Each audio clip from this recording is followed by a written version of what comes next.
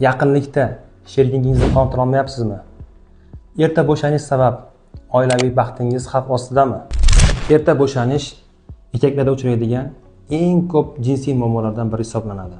U nafaqat sizni, balki sherigingizni ham ruhiy azobga soladi. Bu muammo bilan uyalib yashash shart emas. Bu muammoni to'g'ri davolash orqali siz o'zingizni hamda sherigingizni baxtli qilishingiz mumkin. Bugun zamonaviy tibbiyotda samarali yechimlar mavjud. Fillerlar yordamida sezgirlikni kamaytirish mumkin.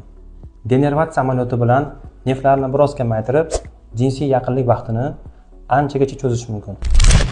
Erta bo'shanish yechimi bor bo'lgan muammo. Siz qaysi usul haqida ko'proq bilishni xohlaysiz? Fillerlarmi yoki denervatsiya? Fikrlaringizni izohlarda qoldiring. Agar sizga yordam kerak bo'lsa, uyalmang. Biz sizga albatta yechim topib beramiz hamda muammongizni hal qilamiz. Sog' va salomat bo'ling.